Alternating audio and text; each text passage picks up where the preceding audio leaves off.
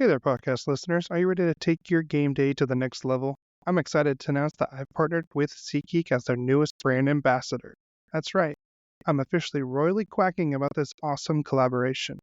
SeatGeek is your go-to platform for finding the best deals on your tickets to all your favorite events. From concerts to sports, they've got you covered. And as a special thank you to my listeners, use code RoyallyQuacked. That's right, you can use it in all caps, RoyallyQuacked, for $20 off your first SeatGeek order. So what are you waiting for? Grab your friends, score some awesome tickets, and go make some unforgettable memories together. Thank you for SeatGeek for making it happen.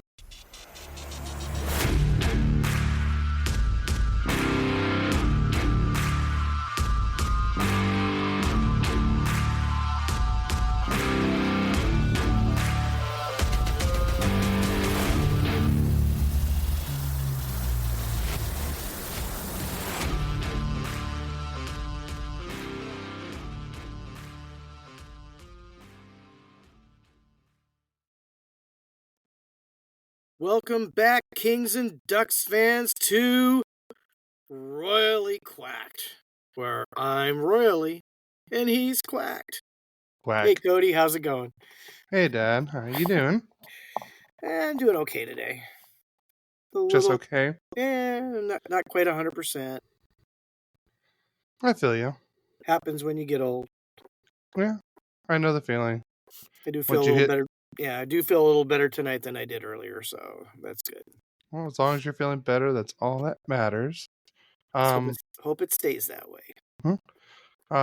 Maybe before we get into everything, I just want to say thank you to all our followers and listeners for helping us get to 1,500 downloads for Royally Quacked. So thank you very much. I'm just completely shocked that we've gotten that many already.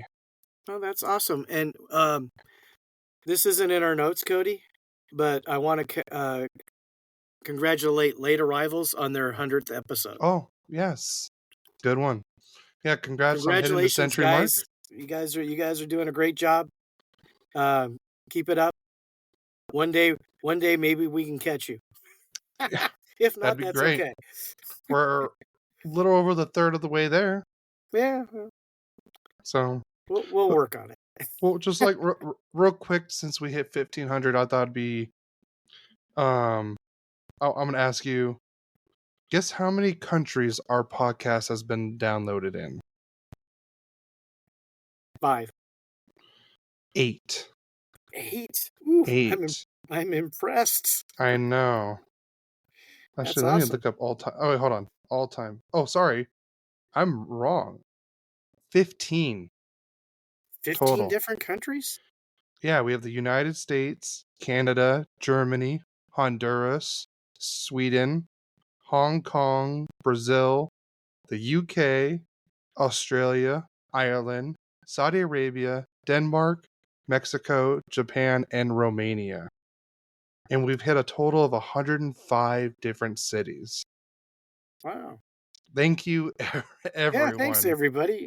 I don't know if you know this, but if you ever listen to I know you probably don't, the Kings Talk, there's people from Australia that call in and talk to Jesse Cohen on. Oh, I bet. Because is it Spence, right? Spence is from Australia, or Australia, yes. Yeah, he's Australian. Because that's one. I think because they wanted to make sure he was during there for the Global Series last year, or when they were in Australia last season. Yeah. So thank you again, everyone, for helping us get to 1,500 downloads. Never would have thought it would have hit that many countries and that many cities. Oh, I have a quick trivia question before your trivia question. Okay, go for it. How many Duck fans does it take to attack one Kings fan? 2 mighty Ducks fans. It's been 3. Oh, on the podcast. 3. Oh, 1. Well, you brought that was your guess. Eric was your guess. Well, Adam was both of our. Eric was both of our guests. No, they were both of our guests. But I'm saying, yeah, I'm the one that was able to get Adam on, and you were the one that helped get Eric on. But yeah, Yeah, it's okay. So any Kings fans, I guess, let us know. Then you guys can team up and talk crap on me. Hey, here's something I just gonna throw out. It's not in the notes. Kings fans, send it to the royallyquacked@gmail.com why you should come and co-host with me and Cody. And if possible, we will pick the best one and you'll be on a future episode with us. So if you'd like to try your thing, I didn't even tell Cody, I did not tell you about this beforehand. You just somehow you put that in my head. So anyways, so whoever, and it has to be a Kings fan this time because we've had two Duck guest hosts. Special guest. Special guests. Actually, they're both still special, even though they're Duck a la Orange fans. Orange country, let's fly. Anyways, send us your best reason why you should be on the podcast. Let us read them. We'll say give it a couple weeks. Give it 2 weeks. We'll bring it up next week too. And hopefully maybe in about 3 weeks, if possible, we'll have you on and co-host with us. Yeah, that'd be great. The challenge is out there. Come on, Kings fans. Show me how much you love Kings. All right? So, back to you, Cody. Trivia question.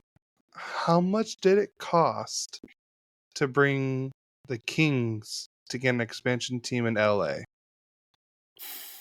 Back in 1967, huh? Well, probably it was before that. Yeah. I would say... God, that was 600,000? More than that. $1 million? $2 million. $2 million for the fee. Yeah, what's the fee now? $1 billion. It's gonna be probably around $1 billion or more. Yeah, that's $1 billion or more. Yeah, absolutely. So, you want to know how much he spent total to bring the team in and get a new arena and everything? Well, because he owned the Lakers too. Yes. $20 million. Oh, $19 million. I'll give you that though, because he said he spent $2 million for the expansion fee, $1 million indemnity to the Blades for territorial rights, $4.02 million for the forum terrain, and $12.2 million for the building for the forum. So Cook spent $19 million to create the Kings, one of the most expensive expansion teams of the period. Yeah, awesome. Now look what it costs. Yeah, right. I mean, you're talking $1 to $2 billion just to get the team, not just the arena. Yeah, and then you have to have an arena already pretty much in place, or before you can even really get your team. Yeah, well, a lot of times they're using a current one. Yeah, exactly. Like Seattle already had the climate pledge, pretty much. Yeah. The T-Mobile Arena, I believe, was already built. So, like Houston, at least they can use the where the Houston Rockets play. Same with the Atlanta Hawks if they were to go there. Quebec City, I believe, still has their arena. Yeah, the Kings just played 2 games there in the preseason against Boston and Florida, and that was a fantastic venue from what I heard. I mean, it is older, but boy, you talk about fans. Yeah. And then if they do end up doing an Oregon team, which I don't think that's in the cards, but Trailblazers. The Portland Trailblazers, exactly. Yeah. Well, and until they want to build their own if they're that rich. Yeah, exactly. So, all right. Let's all move on to Ducks news, which is going to be short and sweet this week. First bit of news is Isaac Lundestrom is out day to day with an upper body injury. Hopefully he's back.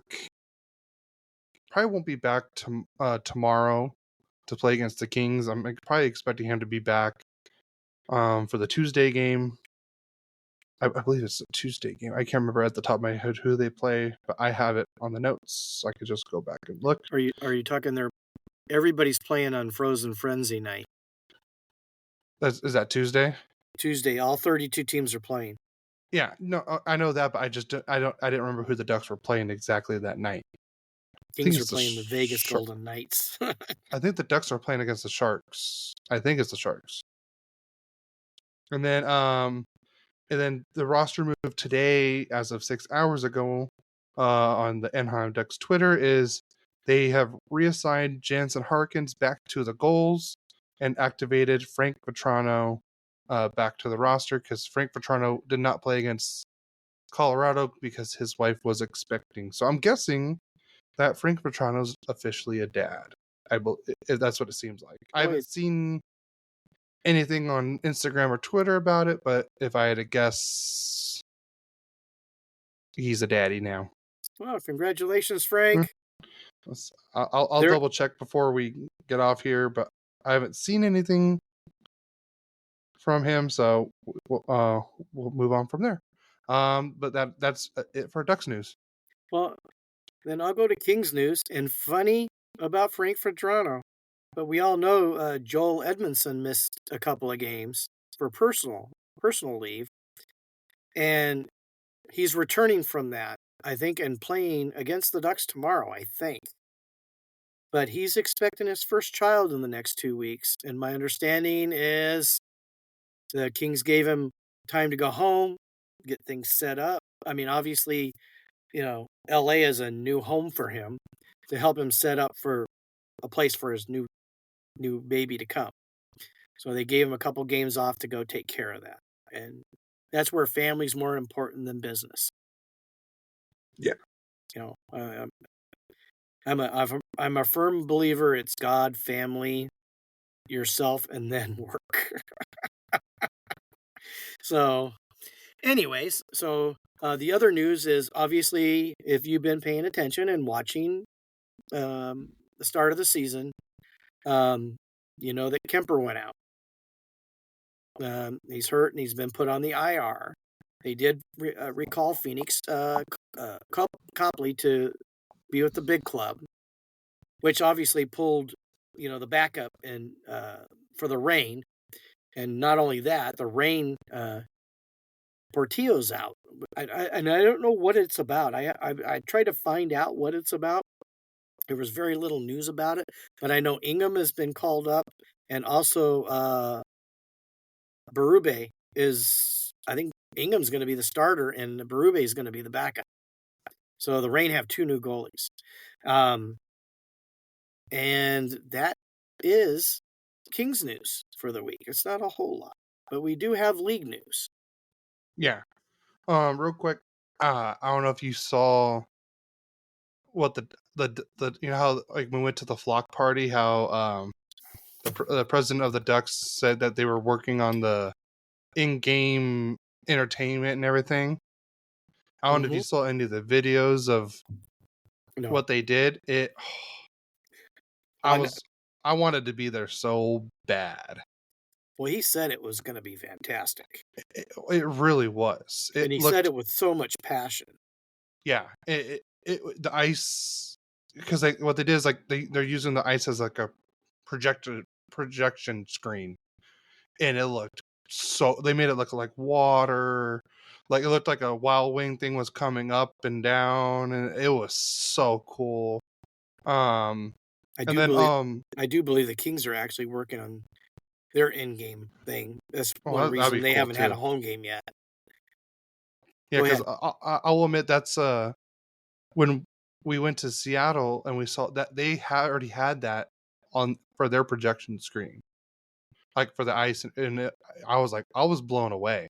Yeah, and I was like, man, I noticed, like, the Kings didn't really have it either, but I was like, man, like, the Kraken just got us was one step ahead, but now it's like the Ducks already finished it. It seems like the Kings are going to be done with it soon. That's great. I'm going to look forward to going to Ducks and Kings games more often now. Well, and just on a note on that about the Kings, supposedly at the start of the next, I think, 2 preseasons, they'll be playing most of their games away because there's other work that's going to be done at Really? crypto.com. Yeah. We'll see what happens with that. Maybe they'll get it done all during a off season, but then with all the concerts and other things that go on in the venue, it's really hard to have downtime because not a cheap building to make and maintain, and it needs to bring in income. So we'll see what happens with that. But that's, I think, was the plan. So yeah, and then the Ducks announced. I forgot to mention this last week, or I don't know if I did or not. But the Ducks did.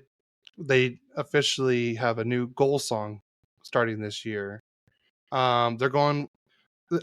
Ever since like last season when they did the whole Vans thing, and then the Offspring collaboration with the same because they're both from Orange County area. The Ducks goal song is no longer Bro Hymn by Pennywise. It is now Coming for You by the Offspring. And I'll admit, it's going to take me a little bit to get used to. So instead of going, oh, now it's going to be like more like Haze or Yaz. Yeah. So it's going to take a while to get used to. I would have preferred the Bro Hymn, have them keep the Bro Hymn song, but maybe it's just a new era, maybe start fresh.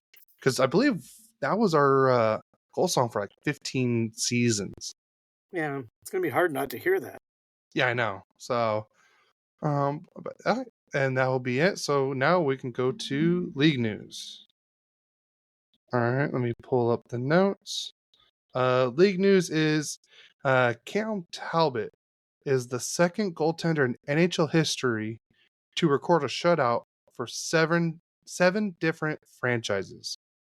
He did it for Detroit, Edmonton, New York Rangers, Minnesota, the Los Angeles Kings, the Ottawa Senators, and the Calgary Flames. Wow. Congratulations, Cam. Yeah. Only the second person ever to do that. That's in the record books, brother. Yeah.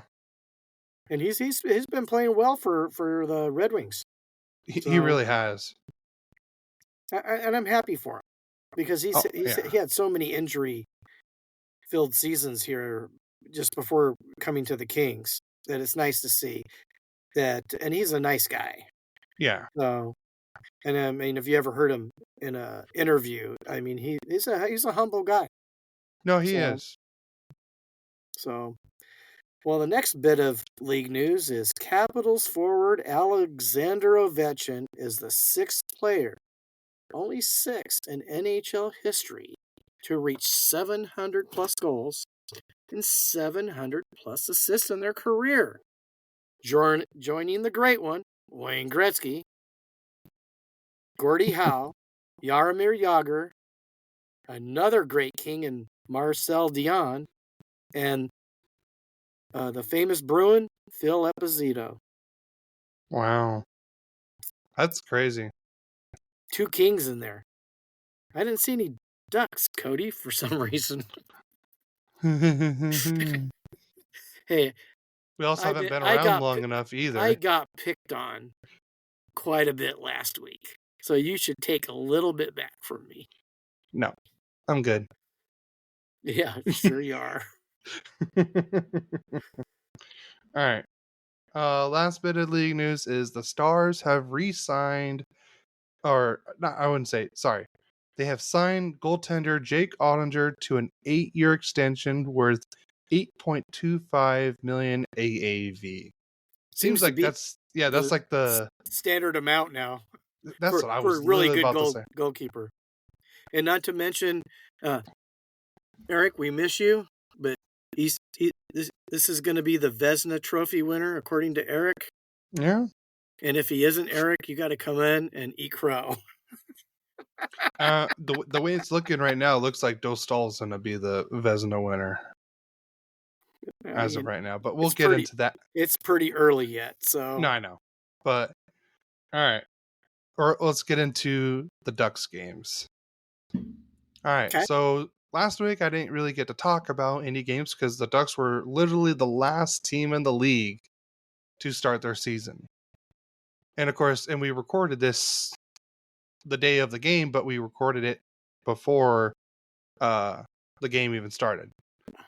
So the Ducks won this game 2-0 over the San Jose Sharks. And this game was in San Jose. Each team had 30 shots on goal. Lukas Dostal started this game. I would say it was almost even in the face-off percentage. The Sharks barely beat us out with 54%. Each team went 0 in the power play.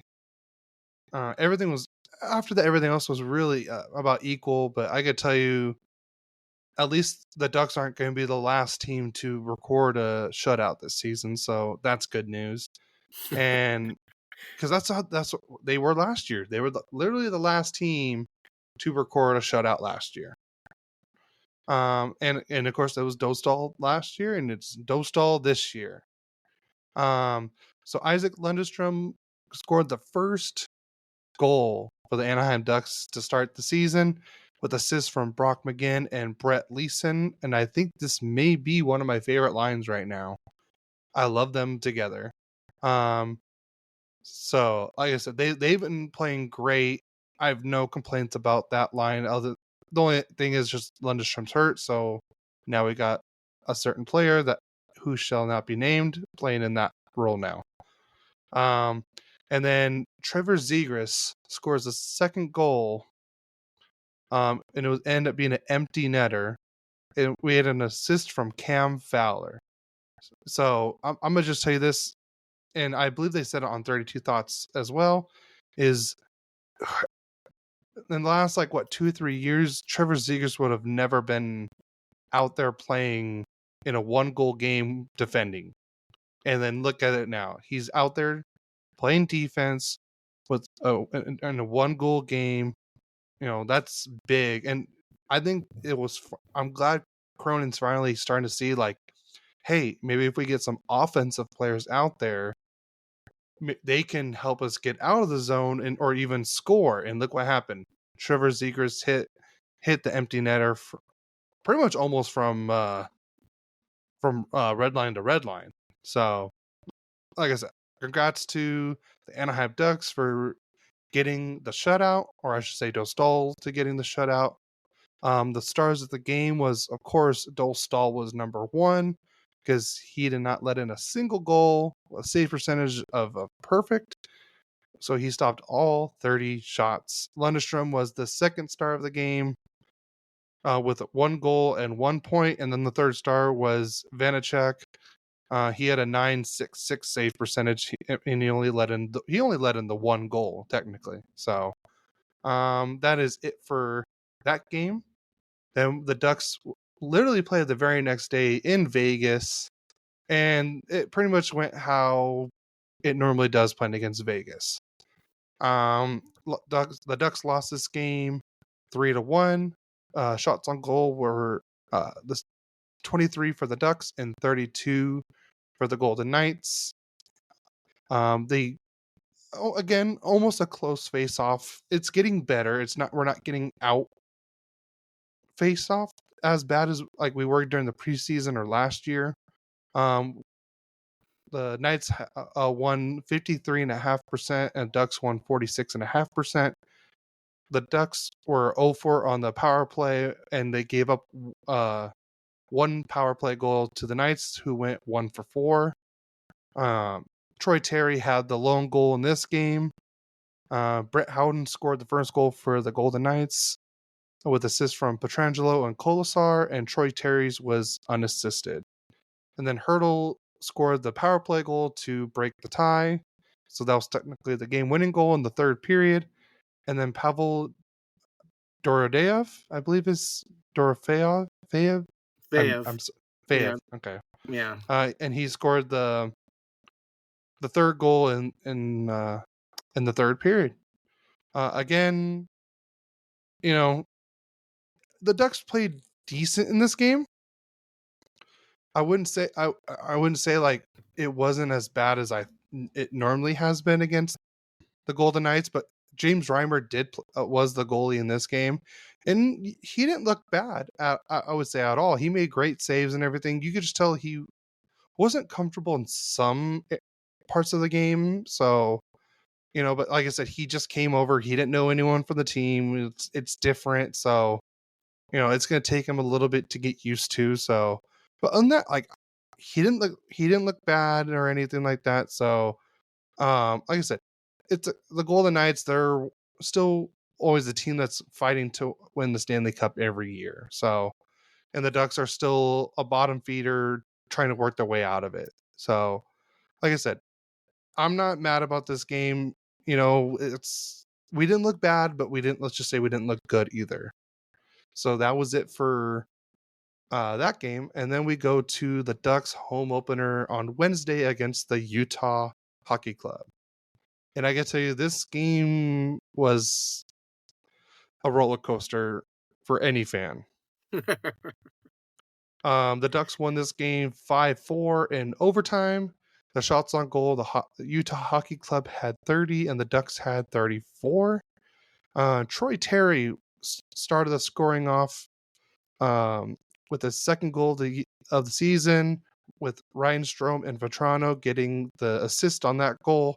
All I can tell you is that was a beautiful pass by Ryan Strome. And honestly, I was watching, I was like, shoot. I was literally telling Strome, because he was right there in the slot.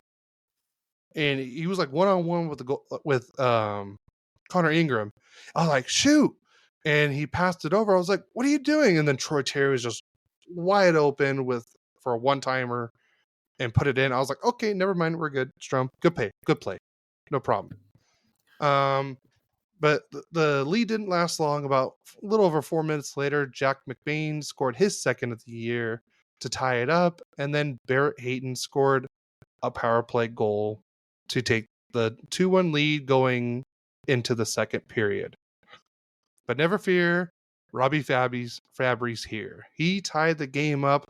Oh my God. And I don't know if you saw that pass by Zegras. He was like behind the net and he just backhanded it right through one of the Utah defenders' legs. Literally just megged the guy. And then Fabry really close just roofed it right over in the top of the net. It was a great play by Robbie Fabry. It was like a great pass, great shot and everything. So that tied the game up at 2 apiece. So, and then just before you go on, what's up? How long did it take you to write that Fabry thing? I didn't write it. I just literally came up with it on the spot. Ooh, you're in the groove today, kid. I am. That was pretty good. Thank you. That was literally just off the top. Well, you did it in a couple places just with that little bit you talked about. So keep going. You're doing good. Thank you. I appreciate it. Now I feel even better. Thank you. You're welcome. And then Pavel Mintyukov scored his first goal of the season with assists from Brian Dumoulin and Mason McTavish. This was McTavish's second assist of the game. He also had the secondary assist on the Fabry goal. Like I said, Pavel may be the number one defenseman on this team. That's all I'm going to say right now. So the Ducks had a 3-2 lead going into the third period. And then Utah comes back with Michael Kessering tying the game up 3 apiece. And then the captain of the Utah Hockey Club scored to make it 4-3. And that's when I was like, oh my God, no, don't let this happen on the home opener. But then again, I was like, wait, it's a Ducks home opener. They're going to come back and win. And sure enough, Pavel Mintyukov made it happen where he tied the game up with just a little less than 5 minutes to go with his second goal of the game, which honestly, it was a lucky bounce, but but the Ducks rarely get those kind of goals where it just happens to you should shoot it in and see what happens, and that's exactly what Mintyukov did. He just shot it in, and it hit Ingram's top pad, and he kind of like he was swimming because he didn't know where the puck went, so he ended up and he saw that it was like going in between his legs. So usually when the goalies see it go in between, they kind of close their legs, and when he did that, he ended up kicking it in. So like I said, it's not Ingram's fault at all. He did what he was supposed to, but that ended up tying the game and forcing overtime. And all I can tell you is Troy Terry made this last goal happen in the overtime. It was going back and forth too in the overtime. It wasn't like this whole like, oh, learn to swim out and go back. And I was like, oh God, thank God, because I hate those kind of overtimes. And Troy Terry did a great forecheck, kept the puck in the zone, and then you just see Carlsson just swimming up. He gets the puck, and he just makes just completely undresses Ingram. The rumor is that Connor Ingram is still like just sliding just to make the first save, because Leo went, I believe he's left-handed, so he went backhand and then just quickly went forehand, and Ingram just kept going and going and going, and like I said, he's still sliding to this day. So Leo Carlsson got the OT winner. We kept the streak alive. 9 straight home opener wins. So, and actually, I'm not gonna say it because I don't want to say anything about it. But we'll move on to the last game. Actually, hold on. Before we move on, Leo Carlsson was the number 1 star in this game because he had a 1 goal, 1 assist with 2 points. Mintyukov was the second star of the game with 2 goals and 2 points, and Dostal was the third star of the game. On to the game that happened last night. Talk about another roller coaster of a game, but not really at the same time. It'll make sense in a sec. No, I listened to the game, Cody. Oh God. They should have never been in the game. 100%. And but yeah, we'll get to that. And that's what you got. When you're doing that and you got totally outplayed, yeah. Hopefully, if you come up with a win, you're going, thank my lucky stars. I'm going to be honestly happy. And I'm saying that now because we got a point in this game.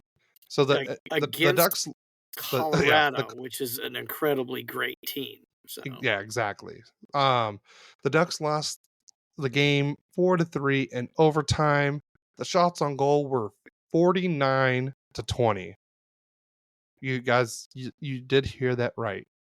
Shots on goal were 49-20. After the first period, it was 18 shots for Colorado, 8 for Anaheim. 17 for Colorado, 3 for Anaheim. At least the third period was a bit even. It was 9 on shots for Colorado and 8 for Anaheim. And then in overtime, it was 5-1. So 49-20. Wow.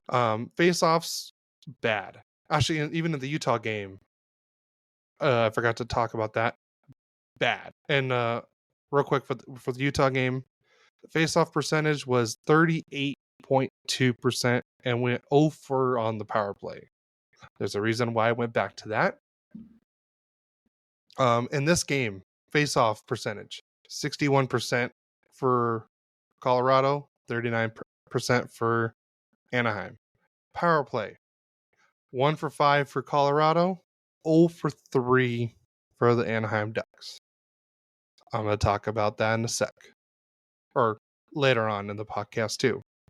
But Leo Carlsson got another unassisted goal this week to make it 1-0 Anaheim on a nice little just a scramble inside the net. And also I'm going to give props to the referee on this, because most times they usually just call the play dead, but I forgot the Gorgiev, he never had the puck completely sealed off or under control. It was just literally laying on the ice right next to his pad, and you could tell like Josh Manson was trying to like sweep it under his legs so they can get the whistle, but Carlsson kind of saw that and he just came in like a little bit and just hit the puck right in to take a 1-0 lead for the Ducks. And then the second game was, or the second goal was, I'm not gonna lie, it was a complete blunder by the referees. They messed up that call bad, and I'm not gonna deny that. The puck did go out of play. It hit the netting.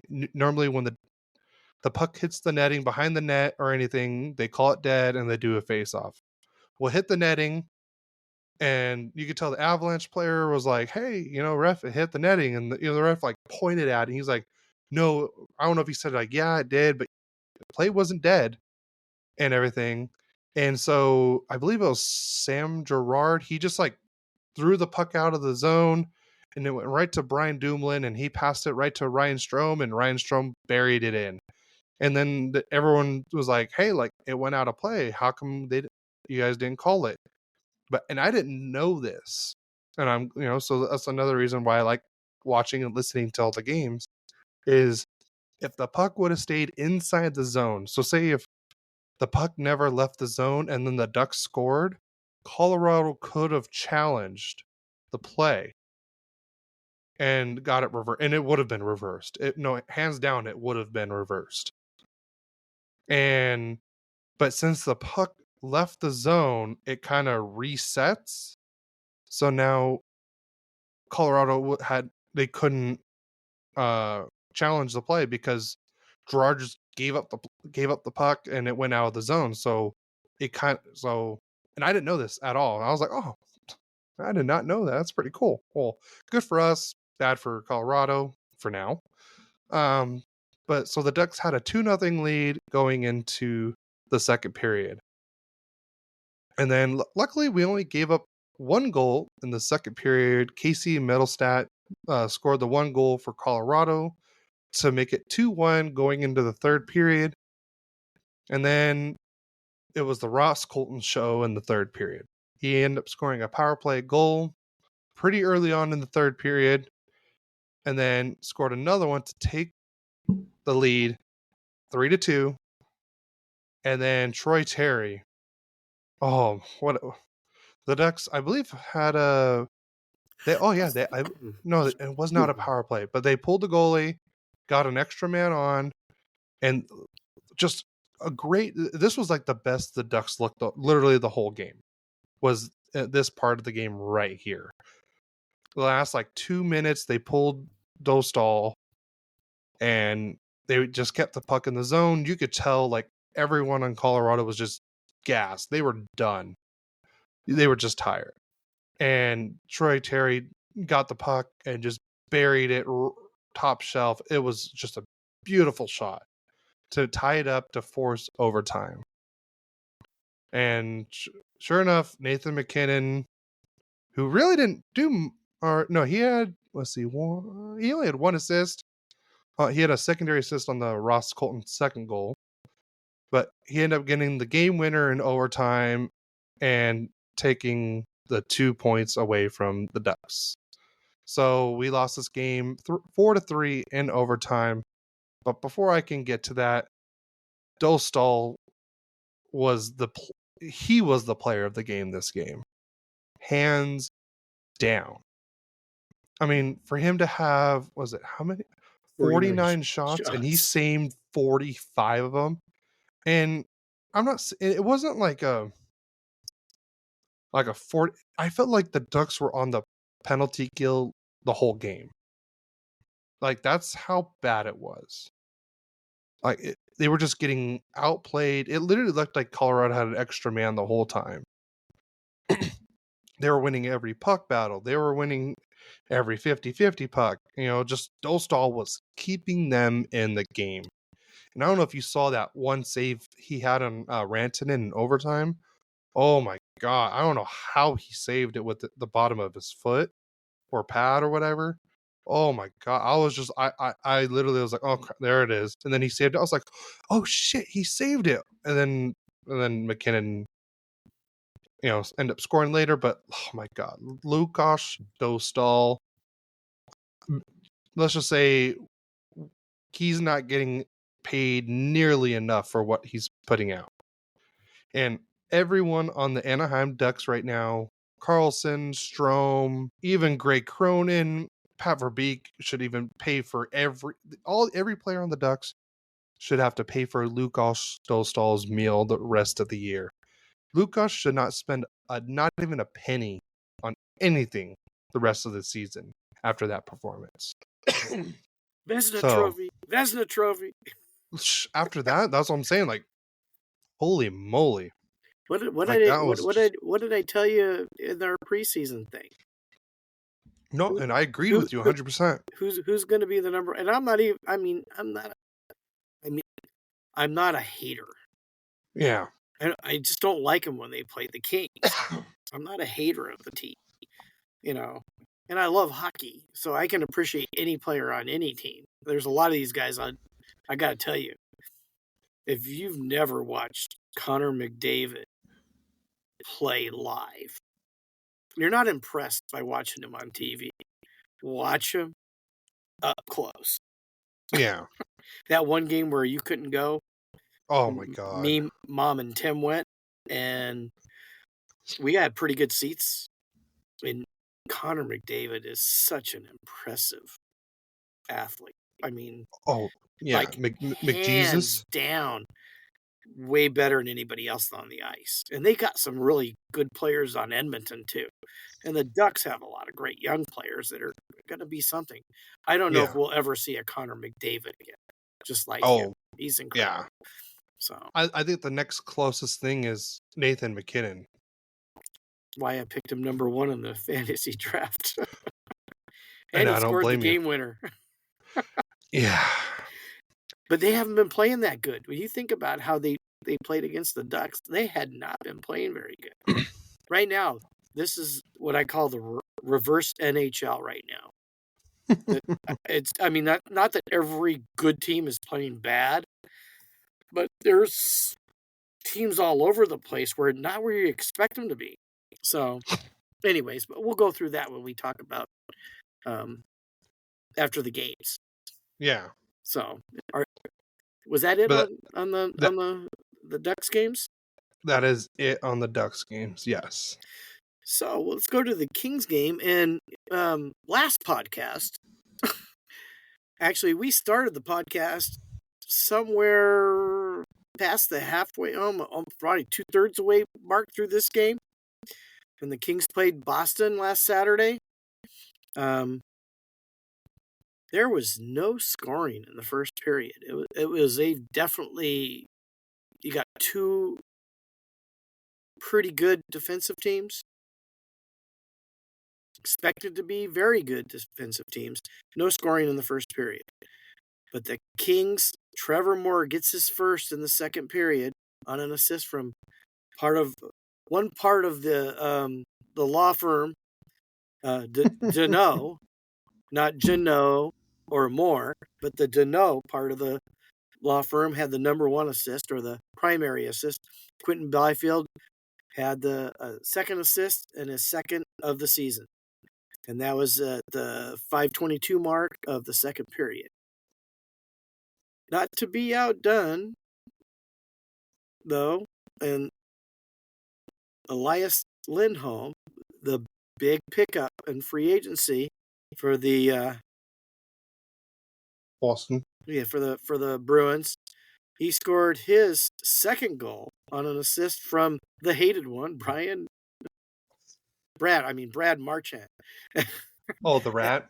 Yeah, the Rat at 16:50. And it was both those shots. Actually, the first 2 goals were both wrist shots, which is, I think, probably the primary way they score now.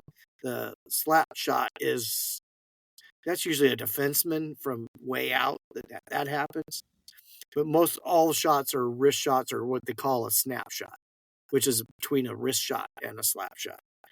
But this game, no scoring in the third period. The Kings did outshoot Boston 34-26, but in overtime, David Pastrnak scores his third from Loré and Poitras at 3:07 of overtime. Is it Poitras? Patras? Patras? Patras? Yeah. And 2-1 victory for Boston. So we'll go to the 3 stars of the game.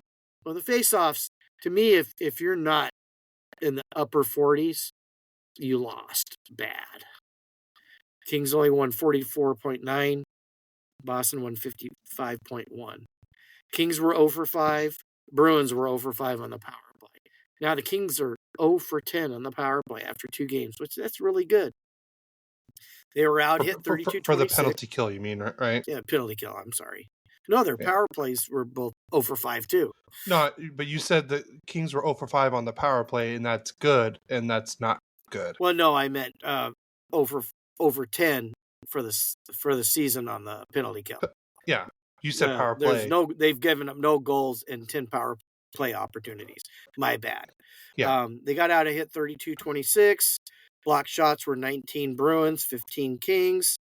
Giveaways 13 by the Kings, 10. They won that one. It was a good game. It was a good game. But the Kings lost. Now we'll go to the 3 stars. Number 1 star is part of the goalie group of 825. Jeremy Swayman was the number 1 star. And, of course, the game-winning goal was scored by David Pastrnak. And he ended up having 33 saves on 34 shots. Pastrnak had the game-winning goal, 1 point. He was the number 2 star. The number 3 star was a star of the game. And the first game against Buffalo, Darcy Kemper. He saved 24 of 26, 923 save percentage, and he was the number 3 star. So now the Kings are 1-0-1 after 2 games. Then, sorry, I went too far. Then we went to play in Ottawa. And a funny thing happened when you go to Ottawa. All hell breaks loose. All hell breaks loose. I still trying to figure this thing out. So, first period on the power play, Kevin Fiala scores from Anze Kopitar and Brandt Clark at 8:12.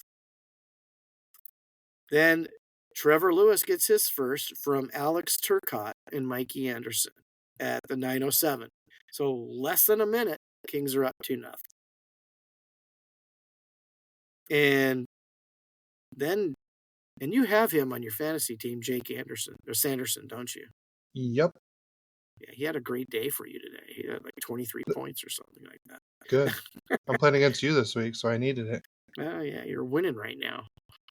It's okay. For now. Got another day. We'll see what happens. It's still close. Yeah. So Sanderson scores, and now it's a 2-1 game.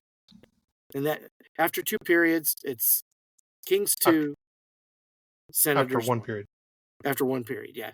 Going into the second period, Adrian Kempe gets his first from Brandt Clark, his second assist of the game, and Kopitar, his second assist of the season. So now it's 3-1. Wow. Then the tough guy the Kings had, I think it was last year or the year before, he comes in and scores his first goal, Zach McEwen. It's 3-2 Kings at the 10:26 mark. Then the Kings take a 2-goal lead again on a goal by Alex Laferriere from Burrows and Kempe at the 11:16 mark. Get used to things happening. Drake Batherson scores his first goal on the power play to make it 4-3 at 15:13 from Sanderson and Norris. Then Thomas Chabot scores from Stützle and Kachuk at the 15:32 mark, which is only 19 seconds later, and ties the game 4-4. Then on the power play at 16:25, less than a minute later, it's Kevin Fiala with his second goal of the game from Brandt Clark, his third assist, and Kopitar. So it's now 5-4 Kings. Then the tough guy, Zach McGuinn, scores again, tying it up 5-5 at the 17:52 mark, which is just a minute and 27 seconds after the power play goal by Fiala. This is all in the second period, so we are going into the third period. It's 5-5. The Kings have given up more goals, over 2.5 times more goals than they did in the first two games in two periods. So then we start the third period. At the 3:38 mark, Alex Laferriere scores to make it 6-5 Kings. Just shy of 2 minutes later, Claude Giroux scores on the power play from Pinto and Chabot and ties the game at 6-6. Excuse me. Then it's Josh Norris on the power play. Are you getting the thing about power plays? Josh Norris scores for Ottawa from Batherson and Kachuk, and now it's 7-6 Senators. But then, at the 14:26 mark, unassisted, Tanner Jeannot gets his first goal as the King and ties the game at 7-7. Go into overtime. It doesn't even go a minute. Josh Norris scores his second goal from Batherson and Stützle at the 56-second mark, and Ottawa beats the Kings in overtime, their second overtime loss in a row, 8-7. Let's go to the stars of the game. Norris, obviously the number one star of the game with 2 goals and assists for 3 points, was the number one. Number 2 is Zach McEwen with 2 goals, a guy who could hardly play for the Kings. Obviously, he was pissed when he took it out on us. Then the number 3 star was young defenseman Brant Clark. He had 3 assists for the game. He was the number 3 star. Now let's go to the Kings. Won the faceoff, 55.9% to 44.1%. Now here's a funny thing. Kings were 3 for 5 and 60% on the power play. Not to be outdone, Ottawa went 4 for 6, 66.7% on the power play. 4 goals and 6 attempts. Ottawa out-hit the Kings 26-22. The Kings dominated the block shots 22-10. Giveaways were 15 for the Kings, 18 for Ottawa. But the end result is the end result. The Kings should have won this game. Oh, yeah, they just should have. Like they should have lost the Buffalo game. So, I mean, to me, it's now the season's at a wash. So we'll go from that game and then go to Toronto. Now, believe it or not, the Kings outshot Toronto 34-26. But you wouldn't think it when you see the score. Bobby McMahon scores in the first period at 6:54 from Domi and McCabe. Austin Matthews, who hadn't scored a goal yet that season, scored his first from Marner and Ekman Larson. Now it's 2-0 Toronto. Bobby McMahon, he scores again from Nylander and Ekman Larson, and it's 3-0 after 1 period. Second period starts. Morgan Riley scores. Oops, just lost the game there. Hold on. He scores his first from McCabe and Domi at the 7:56 mark.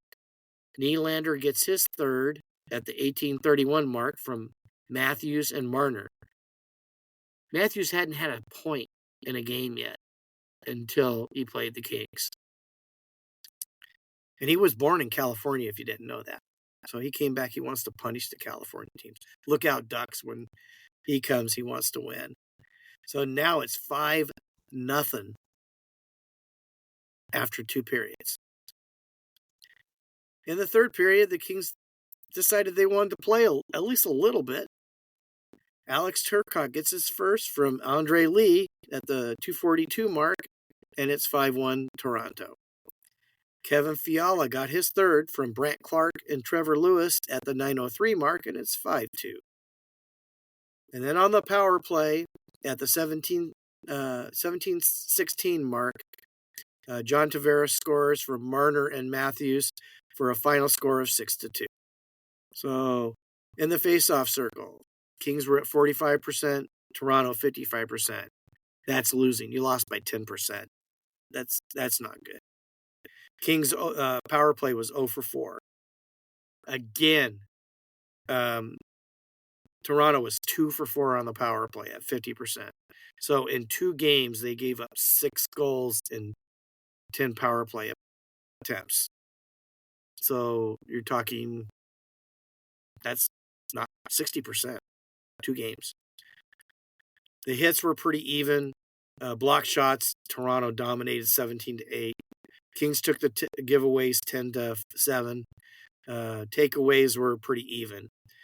The 3 stars of the game, McMahon, he had 2 goals and 2 points, was the number 1 star. Austin Matthews was the number 2 star. I don't get that one. He had 1 goal and 2 assists. I think maybe a guy scoring 3 points should be number 1 star over a guy who scored 2 points. But, McMahon probably doesn't win it as much as Matthews. And so, it's the media that picks it. So, and Nylander was the number 3 star with 1 goal and 1 assist. So now after 4 games, the Kings are 1-1-2. Then we go Thursday to Montreal. This is when Kemper goes on the IR to start with. Well, Riddick actually started in the Toronto game. Kemper didn't play in the Toronto game. I'm sorry, I didn't even mention that. He played about halfway through, and they pulled and bought in Phoenix Copley. And the decision made by Coach Hiller wasn't because of his poor performance, but because they wanted to save him because they were going to start him against Montreal. So, and it turned out to be a very good move. The Kings outshot Montreal only 32-27. In fact, Montreal scores in the first period. Cole Caulfield, wearing Johnny Hockey's number 13 number, got his first of the season. Oh, no, Justin Barron got his first from the season, excuse me. Caulfield got his first assist. I think he already had 4 goals. And Suzuki got his 4th assist at the 17:02 mark. Then, in the 18:20, just before the first period end, Mikey Anderson scores his first goal from Gavrikov and Kempe and ties the game 1-1. We go to the second period. Alex Laferriere scores his 3rd goal of the season from Jordan Spence and Alex Turcotte at the 137 mark to give the Kings a 2-1 lead. And this was a very closely played game through 2 periods. Even in the 3rd period, the Kings didn't get that 2-goal lead till the 17:02 mark. And guess who scored the goal? If I asked you that and you don't know, this would be the last guy you'd pick. Andres England scores his first on an David assist. Riddick. David Riddick. That would have been, yeah, he probably would have been. I'm sorry. I don't know. I might bet on David Riddick before Andres England. And he plays a good defensive game. He's just not very offensive. Yeah. And he scored that on the 17:02 mark. And then at the 19:12 mark, empty netter Adrian Kempe from Gavrikov and Kopitar made it a 4-1 game. Now to go to the stats, again, the Kings got dominated in the faceoff circle. Seems like these California teams are they have won 1 game on the faceoff circle, but they lost 59.3% to 40.7%.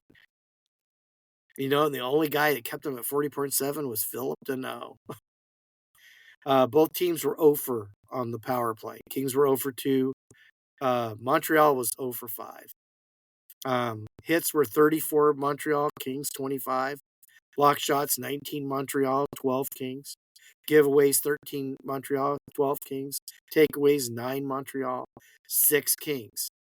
So you look at that, you would think Montreal was in that game, even though the score was 4-1.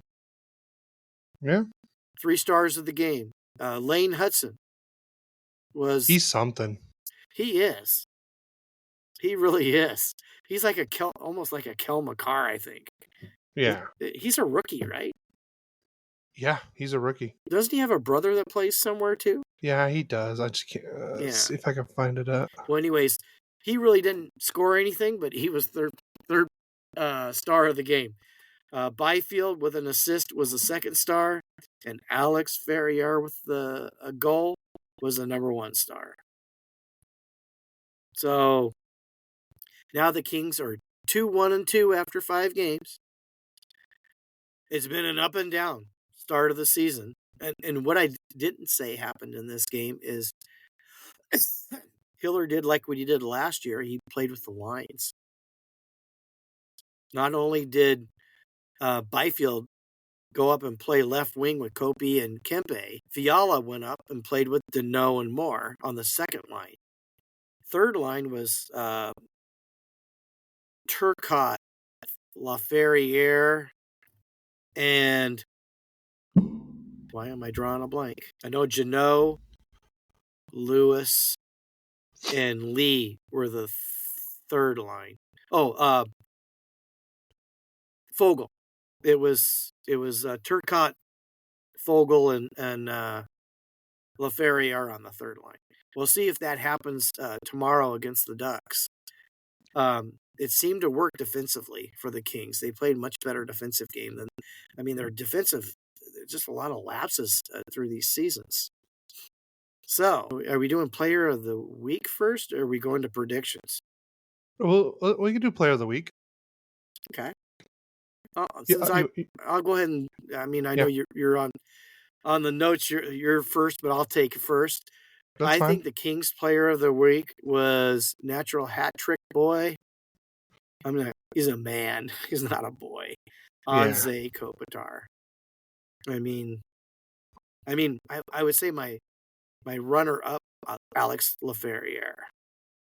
He has been impressive. So I didn't know if you want to throw another person in there, Cody, but I was going to throw that in there. So mine is. It has to be. It's the one and only. Number 1 on the ice and number 1 in your heart, Lukas Dostal. What movie is that from? The Game Plan. Yeah. But yes, he has to be the number 1. Replacements. Oh yeah, you're right. The Replacements. We've talked about that on a prior podcast. Yes. And you called me out on it. It is a good call. And then I sent you the video, and you go, "Oh, yep, it happened twice." You're 100% right. It was the British guy, the British kicker guy. Yes, you said it. Yeah, Shane. Yeah. So, but anyways, Lukas Dostal, number 1. It's not even a question on who, for anyone else. The second, I would say number 2. Ooh, that's a tough one. I'll go with Leo Carlsson. 2 goals, 1 assist. He had a game winner. Yeah. If I had to choose a 2B, it would be Mintyukov. What about Troy Terry? He's played pretty well too. He has he has actually he does have 3 goals. So, and if I had to pick another one, I would have picked Brent Clark. Yeah. So so who is your I'm gonna call it my lame duck of the week. Lame duck of the week. You can call it your jester of the week. Jester. Who is I probably most disappointed in? Yeah. And I so want to see this guy succeed. I wasn't impressed with Byfield. It seems like he took a step back. I don't know why. Well, I know he got his hand injured in the Ottawa game, and he was -3 in that game. He needs to do better than that. Yeah. My lame duck of the week, it's not even a player, I would say. Like, it has to deal with him. I'll give you a player, then I'll give you something else. Right now, I would say Alex Killorn. Right now is my lame duck of the week. He just looks lost. He looks slow. He really hasn't really done much either. But I'm just going with him as the player. But if I had to go with the lame duck of the week, it's the frickin' power play for the Ducks. It's horrendous. They're literally over. And I believe when they were playing against Utah, I think they had like 4. It took them to their 4th power play to finally even get a shot on goal during a power play. They just can't seem to get it set up. They can't seem to get into the zone. They have sometimes even have a hard time getting out of their defensive zone on their own power play. And then the stupid drop passes, I watch other teams doing it. It's so clean. Like, I was watching Colorado do it. And I know it's a big difference between Colorado and Anaheim right now. But like, it just like whenever they did it, like they knew where they were going to be. And it was like a nice crisp pass to the guy that was, that they were dropping the pass to. But with the Ducks, it's like, I feel like the way they do it's like anyone could just go straight to beat the guy that's coming up to receive it and just go for a one-on-one. Like, that's how scared I am about it. But I'm actually looking at right now the stats for the power play percentage. You want to know what the Edmonton Oilers power play percentage is? 12. 6.7. They've been bad. Yeah. The Ducks and Sabres both have 0. That's why I said reverse NHL. Right now, look at the Kings. Okay, if I had to pick on a system that was the gesture of the week, it was the penalty kill. It was they were 0 scored against them in 2 games, and then 2 games they gave up 6 goals, 4 in one and 2 in the other. I mean, how does that happen? I mean, that's just total breakdown. So, other than that, I think we should move to predictions for this week. All right, let's do it. Obviously tomorrow we're playing each other. Yeah.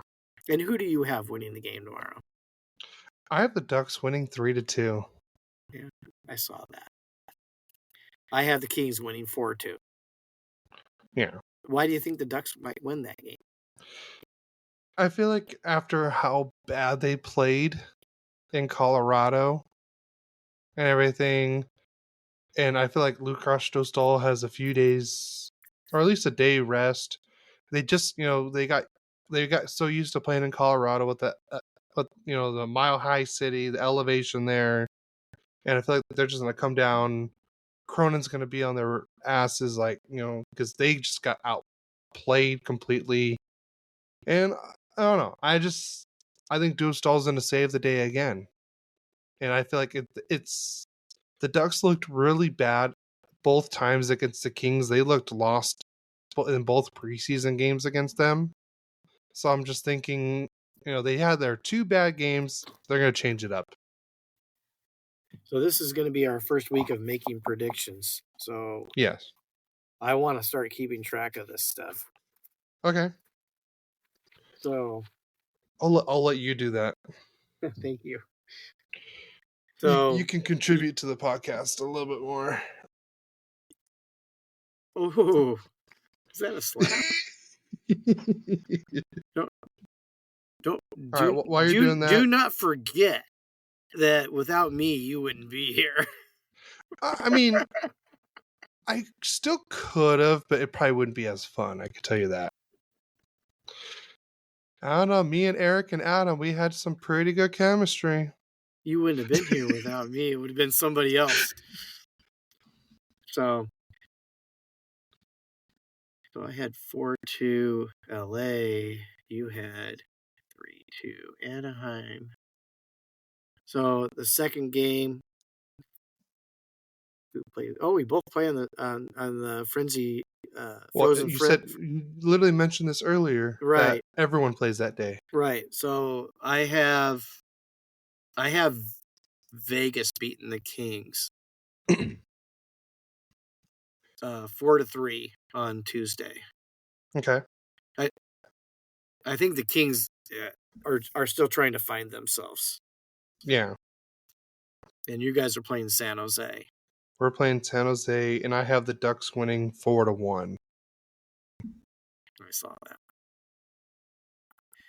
Then Thursday, the Kings are playing San Jose. I have the Kings beating San Jose 6-2 on Thursday, the 24th. Go ahead and do your Saturday game, too. Saturday, we're playing... how did I do? Oh, it should be... You have Utah winning 20-5. Holy moly! What a game! I have the Kings winning the game 5-2. I don't know how that happened. That was funny. So I predict 3-1. That's what the record is. Now you go. On Saturday, the Ducks play against the New York Rangers, and I have them. And it's in New York. I have them losing 4-2. So you have the Ducks going 2-1. Yes. For episode 34 predictions. Yep. Okay. That's perfect. I just want to see how we do. Yeah. I mean, that's fine. How good or how bad we're going to do. By the way, Lane Hudson has a brother named Cole Hudson. Cole Hudson. I knew he had a brother. I just couldn't remember. And I believe he plays for... Is it Washington? There's really not much on here on Wikipedia about him. Did we want to do a quick rundown of the whole NHL standings right now? I mean, we could do it real quick. So let's start in the Atlantic. I'll do the Atlantic. You do the Metropolitan. How's that work? All right. So you do Atlantic? Yeah.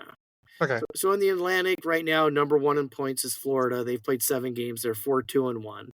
Tampa Bay is in second place. Ooh, my prediction of being ahead of Boston is true for 4 games. Well, I wouldn't say they're that much ahead, Dad. They played one less game. Yeah. And they're tied with them.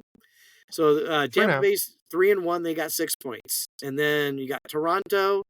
After 5 games, they're 3-2 with 6 points. Boston, same record. Ottawa, same record. And then you have Montreal. They're 2-3-1 with 5 points. Buffalo, after a terrible start, is 2-4-1 with 5 points. And Detroit holds up the bottom. Of course, Montreal's ahead of what all of us picked. They were supposed to be. Detroit is 2-3 and 4 points after 5 games. Buffalo, that 2-4-1, 7 games. So yeah. So you do the Metropolitan. All right, Metro. We have New Jersey leading the way with 11 points in 8 games with a 5-2-1 record. And then in the second spot, you got the New York Rangers with 9 points in 5 games with a 4-0-1 record. Washington, after 4 games, have 6 points with a 3-1-0 record. The New York Islanders in the 5th spot with 5 games have 6 points with a 2-1-2 record. Pittsburgh Penguins have 6 points in 6 games with a 3-3-0 record. Carolina Hurricanes in the 6th spot have 4 points in 4 games, and they're 2-2-0. Columbus Blue Jackets in 5 games have 4 points, and they have 2 wins, 3 losses, and 0 overtime losses. And then Philadelphia is at the bottom of the Metro with 5 games with 3 points with a 1-3-1 record.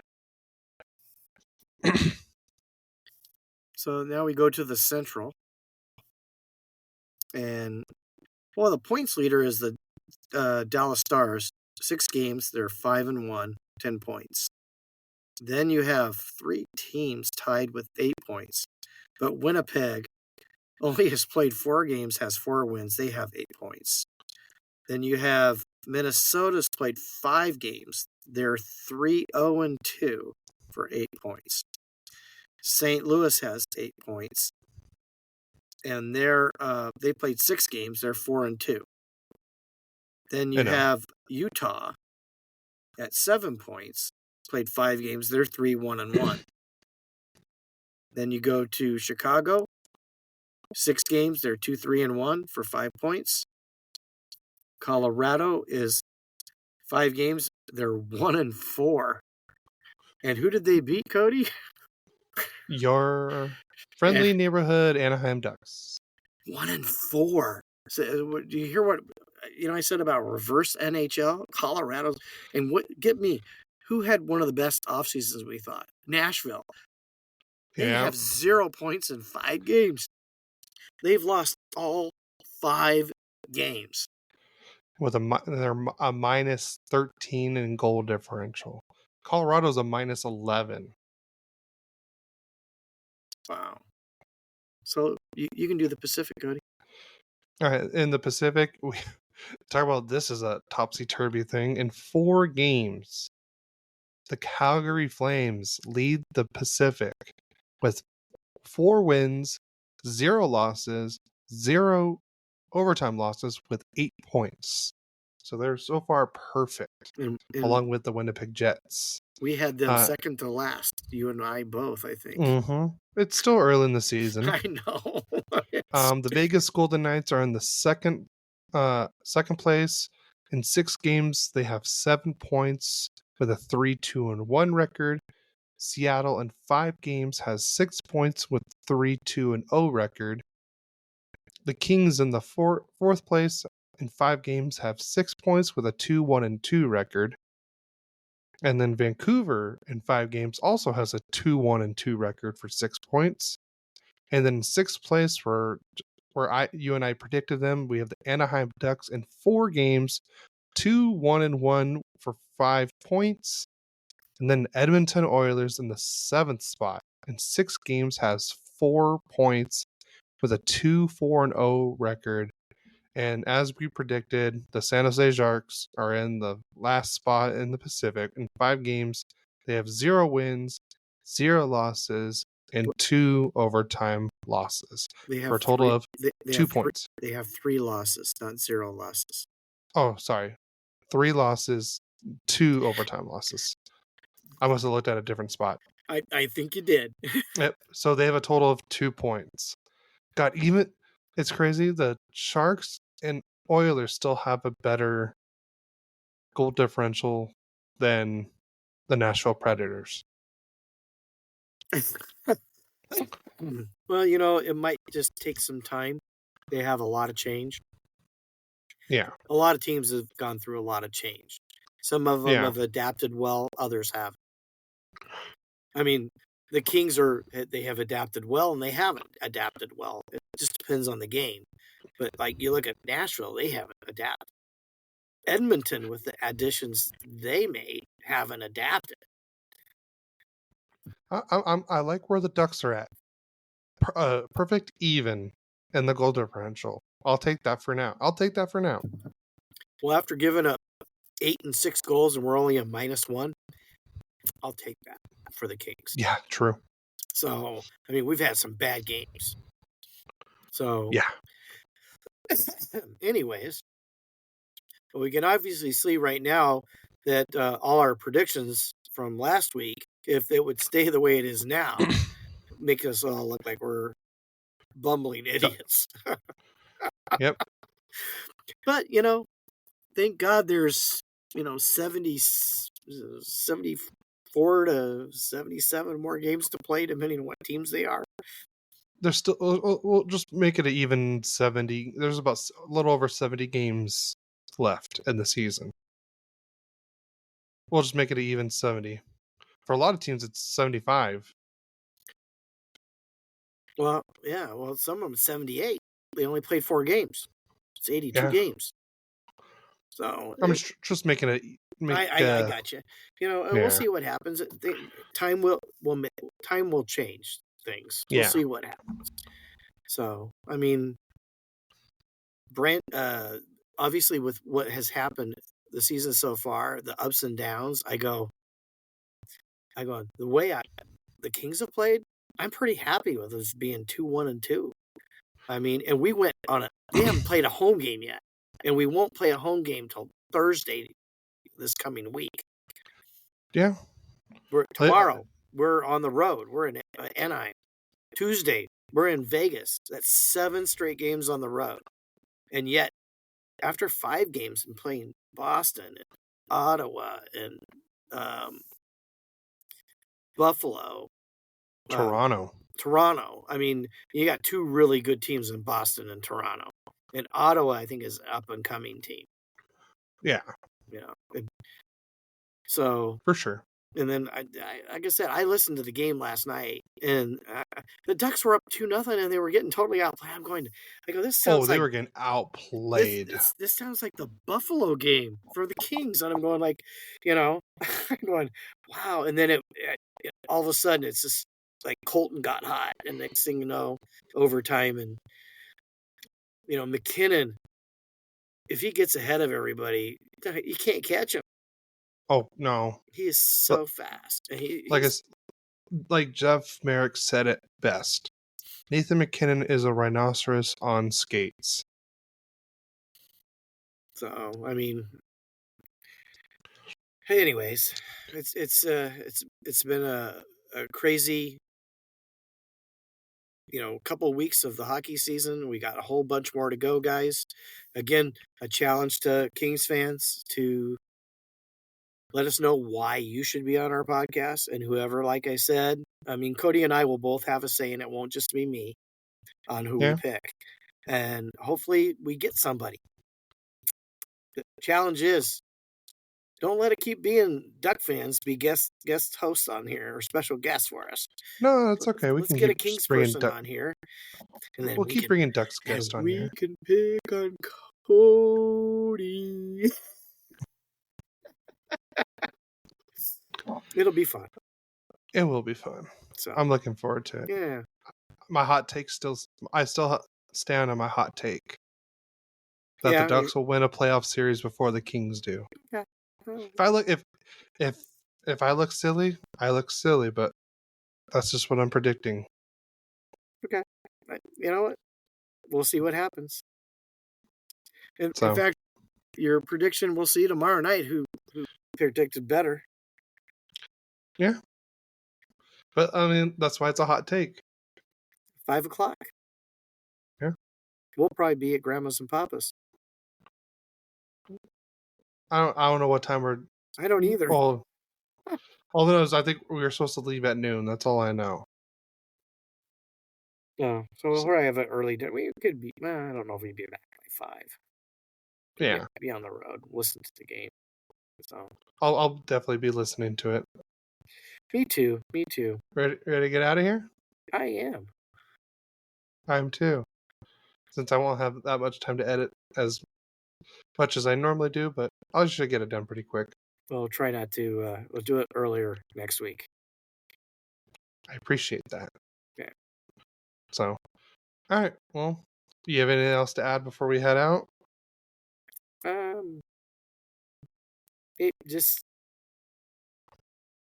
Guys, cheer on your teams. Send them all the love you can. Watch all the hockey you can get on, and listen to it if you can. Listen to the podcast. I did listen to Spit and Chicklets, by the way, from you and Eric's suggestion. It's very interesting. 3 hours. Wow. I told you. I'm like, if you got good. 3 to 4 hours. It was very good. So I've only listened to one of their episodes. It was the Pat Verbeek interview. That's the only one I listened to. They had Matt Sandina, and it was very interesting to. That would be a good one to listen. You know, and they bring back. They're talking about they talk to a lot of retired players. Yeah. You know, and some great. And then he's a Hall of Famer. Oh, yeah. So, but it was very interesting. So, you know, and we encourage you guys to branch out, listen to all you can listen to, so you can be the most updated. And I mean, when you have all the information, it makes it so much more fun to listen to it, the games and so forth. So, and the only thing I would have to say now is, you know, as I always do, and I lead, and you could, I know you always go, let's go Ducks, but it's go Kings go.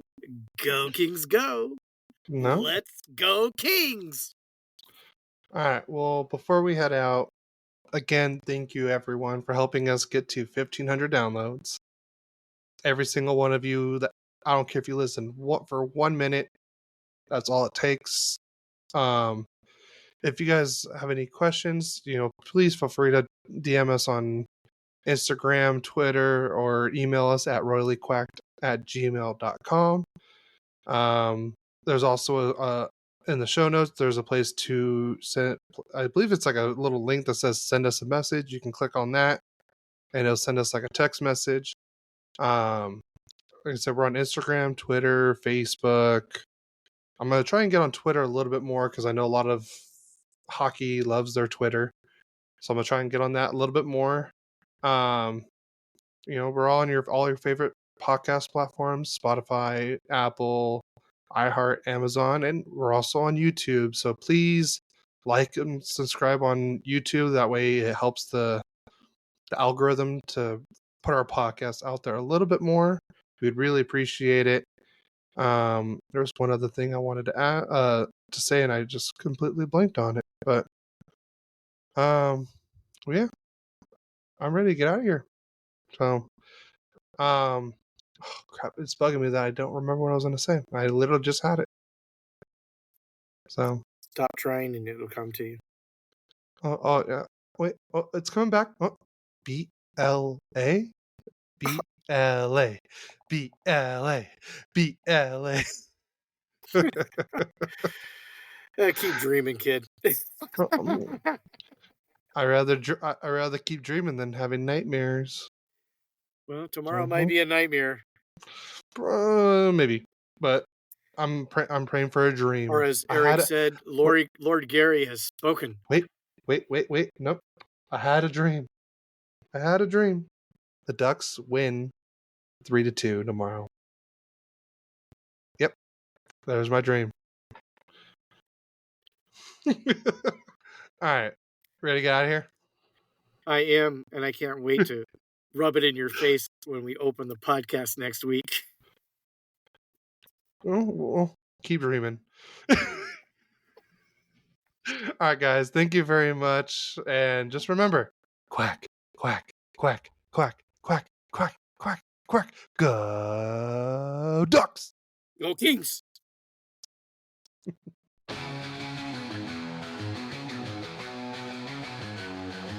A father and son, a bond so strong, talking hockey all day long. Royally Quack, their podcast show, sharing stories, highs and lows. From the Kings to the Ducks they go,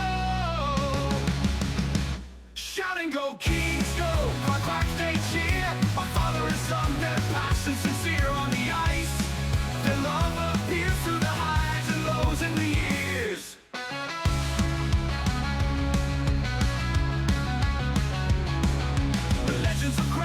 Atlanta's grace, passing on history in every case. Father teaching son, a legacy shared. On Royally Quack, their stories aired. Face off in life, together they stand. Shouting go Kings go, quack quack they cheer. A father and son, their passion sincere on the ice. Their love appears through the highs and lows and the years.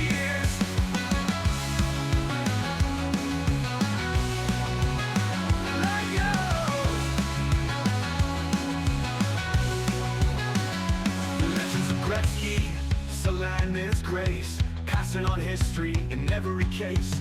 Father teaches son, a legacy shared. On royally quack, their stories aired. Face off in life, together they stand. Shouting, go Ducks, go! Go Kings, go! A father and son, watching the show. Through wins and losses, their spirits grow. On royally quack, they steal the show.